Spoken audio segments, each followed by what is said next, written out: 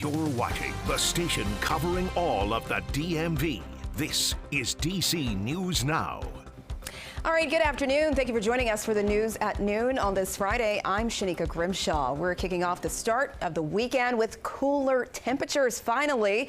Let's talk to meteorologist David Matson with a check on the forecast. And Damon, I mean, it just seems like we needed this and we deserve this for real. Yeah, I mean, agree 1,000%, Shanika, but it took a little while to get here. And yesterday, unfortunately, we had to go through some intense rainfall, some very strong thunderstorms in order to bring in this much cooler, much more comfortable setup. And some parts of the region were slammed by that heaviest rainfall. I mean, Mount Airy coming in 5 inches of rain out of this system. Potomac also was one of the areas hit hard, nearly 4 inches there. And as you go across the rest of the region, on average, where the heaviest rain came down, anywhere from 1 to 2.5 inches were found. So I've circled the 2 areas that were hit the hardest. Parts of Loudoun, Fairfax, Montgomery counties right near Potomac. There you go with that 3 inches plus. And then this stretch right here from just east of Frederick all the way back over toward the city of Baltimore. Again, southern Carroll, northern Howard counties included here. That's where we saw that stripe of 4 to 5 inch rainfall totals and some major impacts, unfortunately. Now, the rest of the DMV, yes, there was rainfall, but most of the heaviest activity did scatter about. And at this point, all we have left out there are some very light rain showers, drizzle, if anything else, and it's going to continue to improve. We're going to start to clear things out and dry things out as we head toward the end of the day, all while enjoying these cooler temps. Folks, today, highs will barely get back toward the middle 70s as we have finally kicked out the heat, kicked out the humidity. Now, will it stick with us into the weekend? We'll have a full look at your forecast coming up here in just a bit. All right, Damon, thank you. Developing now in Maryland, a 13-year-old boy has died in floodwaters in Mount Airy.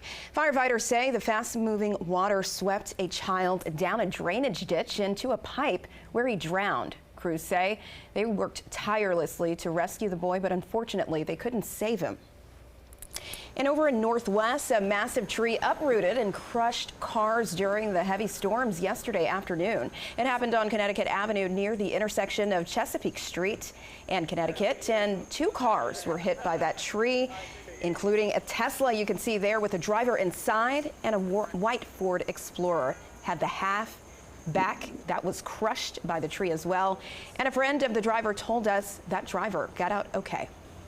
And over in Maryland, a normal afternoon took a dangerous turn along Bradley Boulevard near Cabin John Creek. That was after yesterday's heavy rain caused flash flooding, leaving drivers stranded and 1 car completely submerged. You can see that here. Take a look at this, and the car completely underwater, and officials say they responded for 1 vehicle but found another underwater. And on the top of that vehicle, it was an 8-year-old child standing on the roof with a woman inside and a 2-year-old. They were trapped inside of that car, but luckily crews rushed in and got them all out safely. And in total, rescue crews saved 6 people. Doesn't normally flood like this around this area? Not normally, no. It's just recently, the last 2 weeks ago, and this summer, just the rain has just been crazy. Yeah, this is like the Mississippi River almost.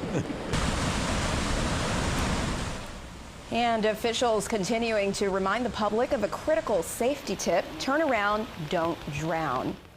And to stay on top of the quickly changing conditions, you can scan our QR code on your screen there. It'll take you to our weather page. You can also go to dcnewsnow.com/weather. You can find the current conditions, our live radar, and the 7-day forecast.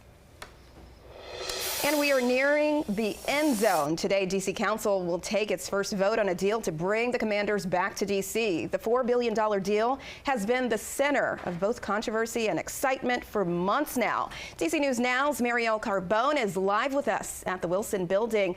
And Marielle, what's the latest, and what are we expecting here to pass?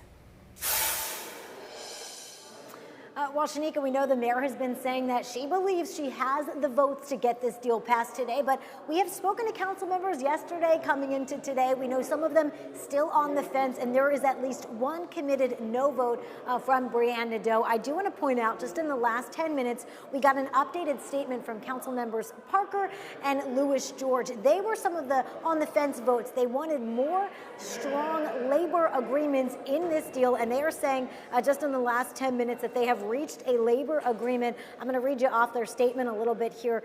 They're saying the agreement includes a commitment to employ a project labor agreement and labor peace agreement in the stadium and hotels in the mixed-use development. So this is something that just came in over the last 10 minutes or so. And this was something they said if there weren't these labor agreements, they couldn't get on board with a yes vote. So we're seeing some people possibly swayed. Throughout the day today, there are a few committee hearings before the final vote. The first committee hearing was supposed to start at 11 o'clock. It's now afternoon, and that meeting hasn't started. So it's going to be a long day here. We're expecting, in addition to those changes on the labor agreements, to see some potential amendments proposed by council members, possibly on some protections around homeowners in the area whose property values and taxes will go up from this stadium if it is indeed built. So we don't know if those amendments will be passed or not. That's something we'll be watching over the next two committee hearings. And then scheduled for 1 o'clock is when the meeting where the vote will take place. Is set to be, obviously, with the delay.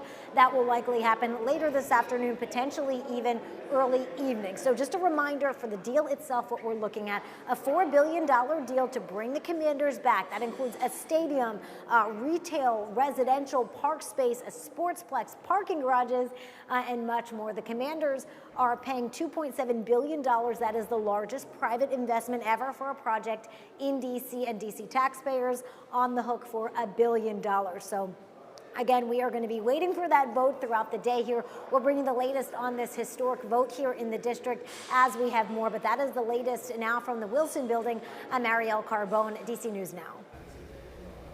All right, Marielle, thank you. Looking forward to it. And a major turn in the Terry McLaurin saga as the Washington Commanders wide receiver is now requesting a trade amid his pursuit of a new contract extension. So far, both McLaurin and the Commanders front office have been quiet about the terms of the negotiations. We have heard several times both sides are far apart on an agreement, and requesting a trade is really the last leverage move for McLaurin to get what he wants. He was drafted by Washington in 2019 and is in the final year of a 3-year extension. He signed $68.4 million. And staying in the district, D.C. police expanding their juvenile curfew, this time in Southwest. Here is where the curfew zone goes: 395 Southwest Freeway, South Capitol Street, Anacostia River from South Capitol Street to 2nd Street.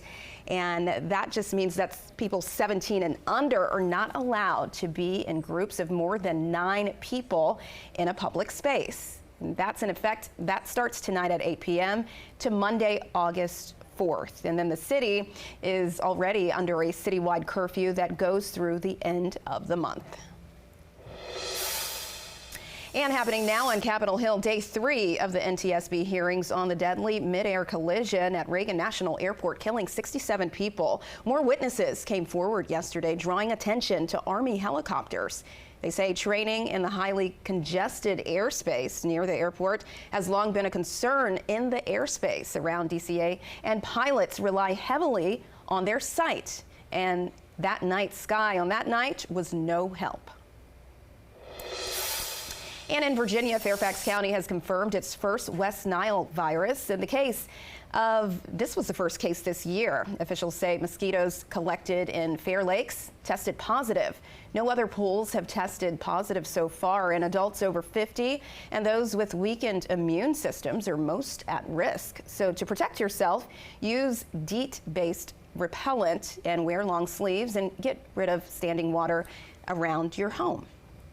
And in the district, a man is recovering after police say he was stabbed during a robbery early this morning. That was in Northwest. It happened at around 2:30 along Georgia Avenue. The victim was taken to the hospital with non-life-threatening injuries, and one suspect is in custody, but investigators are still working to determine how many others have been involved. Fighting threats and people doing drugs. Bus drivers in Maryland say they're really working under dangerous conditions. And now lawmakers in Prince George's and Montgomery counties are trying to make sure workers and families feel safe. DC News Now's Tim Reed has the story.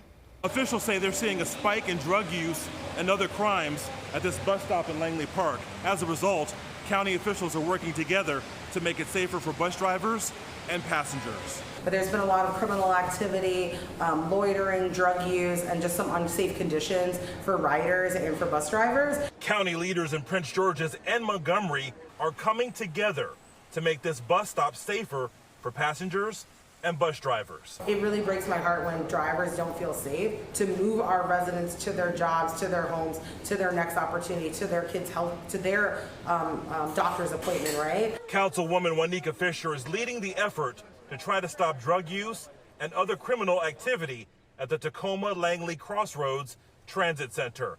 A number of drivers have been complaining about drug use and other crimes that are making drivers scared for their safety. And we're at our wits' end on the bus because we deal with so much on the bus.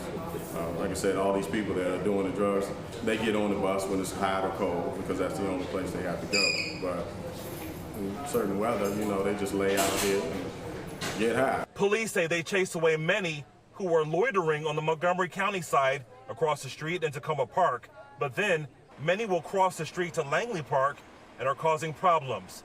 Police say they are making an effort to add more officers to keep everyone safe. All the members here coming is monumental for me because I'm on front line. I've been going through this for a long time. Every year, police respond to roughly 30,000 calls in this area of Langley Park.